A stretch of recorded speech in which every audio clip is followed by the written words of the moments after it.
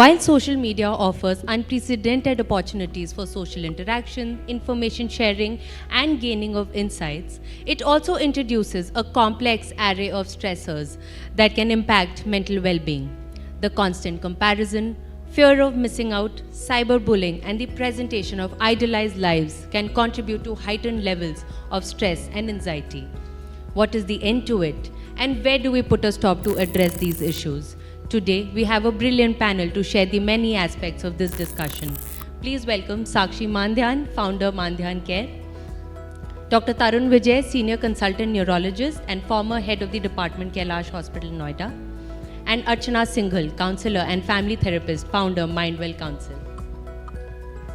Thank you so much for being a part of this panel. I would directly jump on to the questions. My first question is for Dr. Tarun Vijay. Sir, from a neurological perspective, how does prolonged exposure to social media, including factors like constant comparison, anxiety and stress, impact the brain's stress response?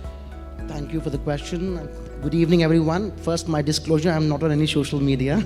That's one thing I can tell you. Yeah, so, there are two things we should understand here.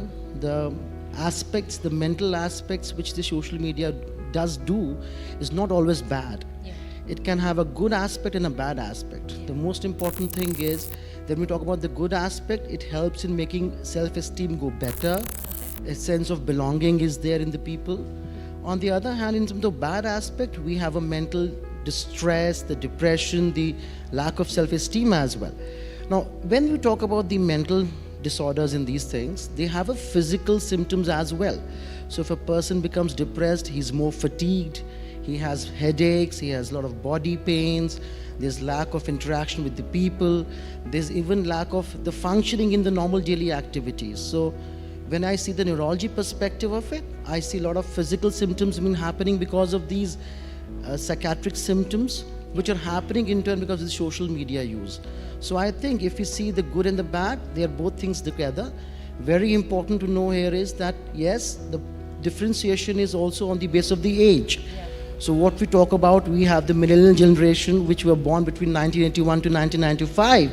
And then we have the Gen Z, which is from 1996 to 2012. Yeah. So what we have seen in our studies, that in the teens, the ones who have been using more social media, there was an 11% anxiety more as compared to the ones which are not using them. Yeah. So I feel that their mental aspects have to be taken care of in the way that we can really address both the physical symptoms of the psychiatric disorders as well as the mental symptoms. Yeah. This is what I feel, so. Yeah.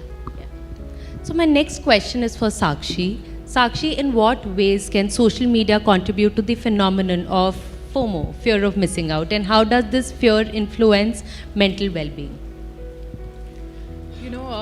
While you're talking about it, should I go to social media, see how I feel when I see social media? See, I was never on social media until COVID, and I was only on LinkedIn for work purposes, but I never used Facebook and Instagram. But due to the requirements, I also got onto social media. And that is how I personally also understood the FOMO, the concept of FOMO. And what I'll say is FOMO is something that is definitely prevalent in people, and it is there because of the constant exposure to so much positive content. You know, most of us will not put our failures on social media. We put our successes on social media. When we go out to a fancy place, we post it, and naturally a person who is sitting at home and not going out would question that, is my life not as happening as the life of this person? So it definitely takes you away from reality. That's one thing, your own reality. The second thing is it starts impacting your self-esteem, because you're constantly doing upward comparisons. So more you compare, more you feel that you're missing onto something, and you unknowingly go into the trap of negative thinking or the glass half empty syndrome. And more you do that, it increases the anxiety, like Sir was saying. So, the anxiety level increases, you question your self-esteem, self-worth, if you're good enough or not. And and then you constantly fall into the trap of misery. So definitely FOMO does this, and if we really want to work upon the FOMO, it's important to limit the utilization of social media, like moderate it, and also be mindful of how much you are consuming to yourself. So that's there. I think I missed the second part of the question. I think you've answered pretty much of it. So it is not always just one person. If one person is troubled or affected or impacted, it's the whole family that is also with that person in it. So my next question is for Archana. How can social media as a whole impact not just one individual but the entire house or people related to that particular individual? Yeah, thank you for having me here. Yeah, so social media is badly criticized these days. I know everybody knows the reasons behind it, but I would say कि social media का जो criticism हम लोग करते रहते हैं constantly, I believe it's more about lifestyle choice that we are making every day. Yeah. ठीक है, bad influence है, but there are several positive sides to it as well. Yeah. Communication बहुत speedify हो गया है, है ना, sharing चलती है, everything is happening at a lightning speed on social media. That's commendable. But again, जो influence हो रहा है family पे या individuals पे, that's, I think it's a personal choice that everybody is making every day. So when we come to positive side of social media, it's there. People are having successful business on social media. People are communicating, they're better connected on social media. Probably a cousin I wouldn't have spoken to in a year, I still know what is going on in his life. That's nice, right? Communicate हम कर लेते हैं, फटाफट से text कर देते हैं, because शायद face-to-face interactions possible नहीं है. It's commendable. But when it comes to the negative effects, I would still say वो एक personal choice है. When you don't draw a boundary, you don't know how to draw a line. Excess of everything is bad. We have heard since childhood this simple line that we should stick to it. If excess of everything is bad, you should know how to use everything in moderation. That's the key. So family अपने आप से affect होगी if a person is going through FOMO, anxiety, depressive thoughts because of being left out, because of being a person who is constantly comparing their life with others. So that's the choice you are making every day. So choose wisely. That is what I suggest. Choose wisely. Limit the use of social media, technology, and everything goes well. So Dr. Tarun, my next question is for you. I'm sure there would be some differentiating factors, जैसे social media की वजह से problem हो रही है या कोई और external factor है जिसके वजह से problems हो रही है. तो is there any differentiation like this? See, there is one very important thing you understand, that both these psychological factors as well as social media lead to depression and anxiety. One I can tell you about is that people who have depressions, a lot of them, they have the family history of depression as well. This is one thing which we find in them. At the same time, a lot of the familial factors, they are reason for it, some reason from their occupational factors. So more or less, they are more or less same. They present in the same way at the end. Yes, the coming through a social media may be more easily reversible, I believe, as compared to the ones which are mainly because of some major depression coming through some family or something like that. I think we can make those people understand more easily. And since most of these people are in the teenage groups, they are highly skilled. They know how to tackle the situation, so we can make them understand it more easily. So this is one of the things I can see the difference between them. On the other hand, yes, at the end, both of them, if require medication, they require medication. So initially, the things may be different in terms of the start of the things.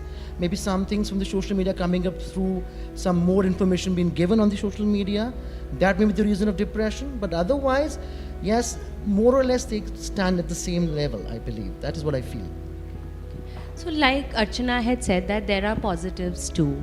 So my next question is actually for Sakshi. How can healthcare providers leverage social media positively to promote mental health awareness and support? What I usually see on social media is that healthcare providers are doing their bit and they do use informative videos. They try to educate people on breaking the stigma, raising the awareness. They're already doing that. However, another important point that we miss is how the consumer is taking it. So, it's not just about the healthcare providers and how they can positively leverage it, but it is more so crucial for the consumer to leverage it positively. What I notice is that people, when they read the informative posts on social media, they start associating all the symptoms to themselves. And this was the first thing that we were taught in psychology, that whatever you're reading in the book, whatever symptoms you are reading, you will associate with them, but they are not yours. You're not going to start relating everything to yourself. Let the practitioner or the expert help you with it. So I think one side of it for healthcare providers is that while they're giving the informative videos, they should put this as a disclaimer that these are only for awareness and not diagnosing purposes. You don't create diagnosis on your own. And also for the consumer to understand that there are different symptoms that we might see in everyday life because of our heavy schedules and routine that we live or the lifestyle that we have. We don't have to start taking everything on ourselves and start diagnosing, because then it becomes very difficult for us as practitioners to also work with them. They come and tell us, this is what I have and this is how it is. Now tell me, what should I do? And when we go into the layers of it, you know that that's not the issue at all. The issue is completely different. So, that's something, that disclaimer is very important, so that they differentiate and understand that how to take it positively and how to take it more preventively. The word is prevention there. So, Archana, from your counseling perspective, how do you see the influence of social media on family dynamics and even interpersonal relationships in today's time? So, family dynamics have basically got nothing to do with social media. Family dynamics are created, social media is intruded. Right.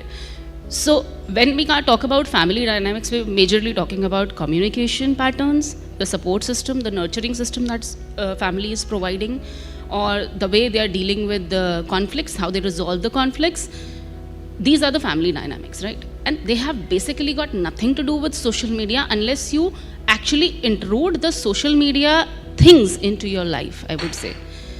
So largely social media's influence is limited to individual, yet it affects family, I agree.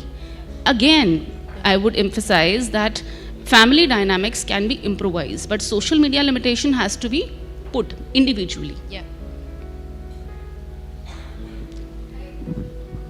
I think I also want to add here that, when I also see my clients, I see that the families indirectly impact the mental health of the client who is visiting us. So we have already created a bad impression of social media, I think, and that is actually bothering everybody around.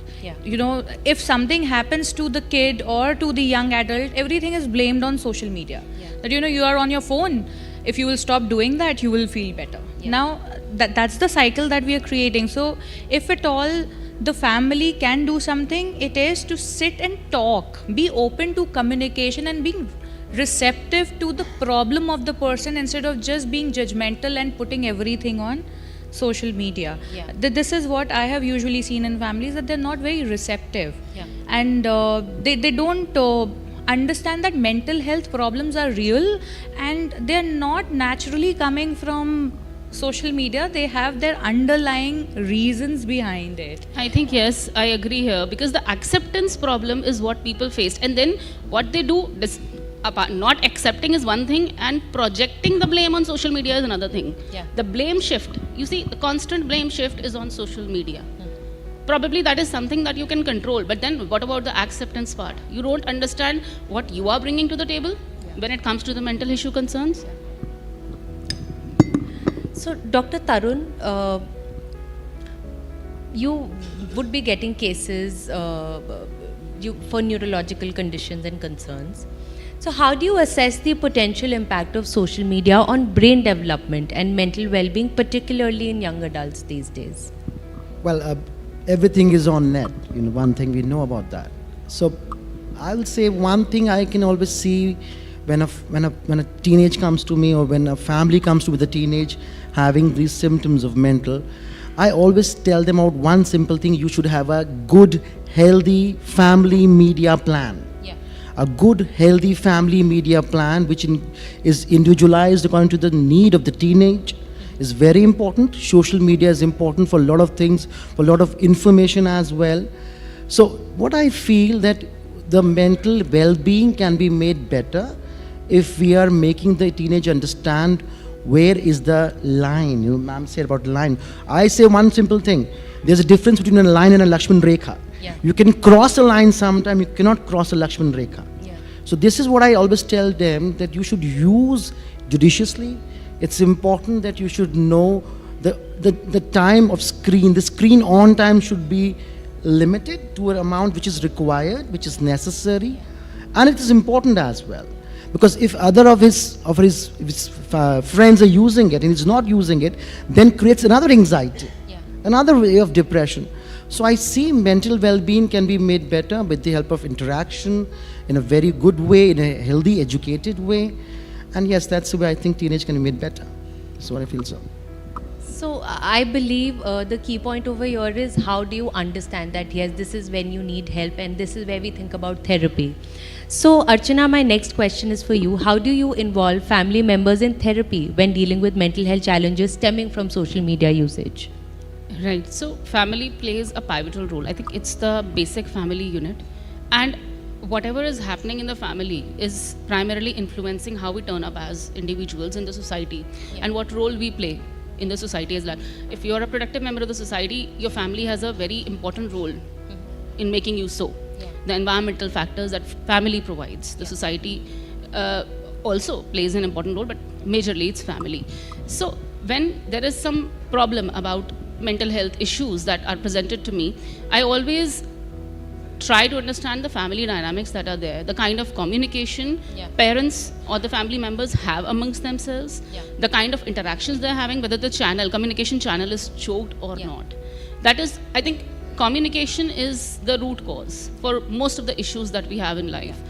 So the primary concern when I am presented with a issue is majorly talking over communication patterns in the family. More parents talk to their children, more they are comfortable amongst themselves, they are able to speak their feelings to them, the kind of nurturing that the parents or the family as a whole is providing, the kind of environment they're generating, the kind of family rituals they present, these are all the things that influence. And when I see that something is amiss amongst all these things, we try to bring in those and mend and work on those. Next question is for Sakshi.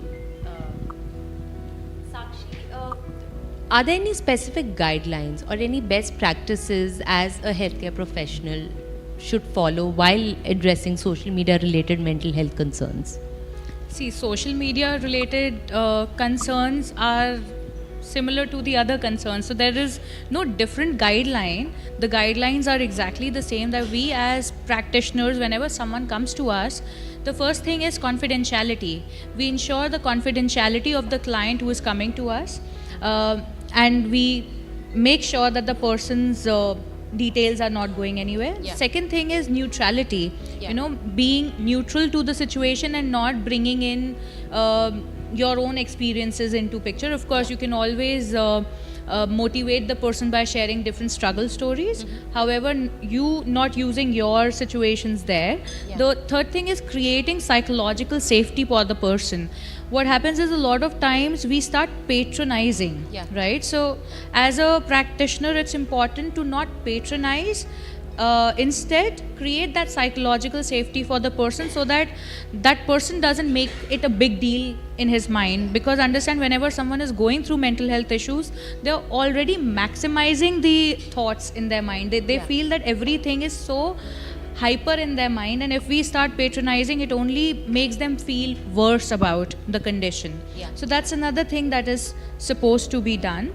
And simultaneously, I think instead of doing the symptomatic treatment, you know, that if you have anxiety and you have breathlessness, so you're just doing deep breathing, instead of working on the symptomatic methodology, working on the root cause is very important. Yeah. And in order to do the root cause treatment, it's equally important that you explain the science behind their nervous system, so that they get more equipped with the information of why is it happening to me.